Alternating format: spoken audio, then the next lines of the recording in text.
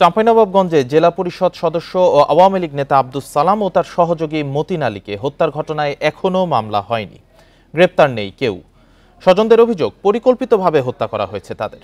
প্রতিপক্ষের হুমকির কথা পুলিশকে জানিয়েছিলেন আব্দুস সালাম। বৃহস্পতিবার সন্ধ্যার পর বন্ধু ও রাজনৈতিক সহযোগীদের নিয়ে এখানেই বসেছিলেন আওয়ামী লীগ নেতা ও জেলা পরিষদ সদস্য আব্দুস সালাম। রাত 8:30টার দিকে চারদিক থেকে অতর্কিত হামলা চালায় দুর্বৃত্তরা। এতে সালাম সহ তার সহযোগী মতিন আলী নিহত হন।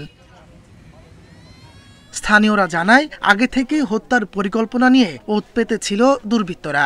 রাতে লোডশেডিং হলে অন্ধকারে হামলা চালায়। কারেন্ট যাওয়ার পরই আমার চাচার উপরে হামলা হয়। সেখানে ছিল মতিন স্যারের সাথে গল্প করছিল, উনি বাঁচাতে গিয়ে উনিকেও আহত করে। আশরাফ যেভাবে আমার স্বামীকে হত্যা করেছে সেভাবে আমার স্বামীর মতো তাকে আমি ফাঁসির দড়িতে ঝুলতে দেখতে চাই। আব্দুস সালামকে এর আগেও হত্যার চেষ্টা করেছে প্রতিপক্ষ। এ কথা জানিয়ে স্বজনদের অভিযোগ, পুলিশকে জানালেও কোনো পদক্ষেপ নেয়নি। পুলিশের যদি ভূমিকা থাকবে, আজ আমার দেওরকে কেন হত্যা হতে হলো, কেন তার জীবন গেল, কেন তাকে বম মারা হলো? পুলিশ এসব অভিযোগ অস্বীকার করে বলছে তাদের পর্যাপ্ত নিরাপত্তা দেয়া হয়েছিল। কোনো অশান্তিও ছিল না, কোনো ইয়েও ছিল না, অস্বস্তিও ছিল না, কোথাও ঝগড়াঝাটিও ছিল না। গতকালকে তো হঠাৎ করে একটা ধর মনে হচ্ছে যে পরিকল্পিত হবে। পুলিশ শতভাগে অ্যালার্ট সবসময়।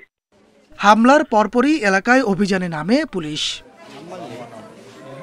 Independent news.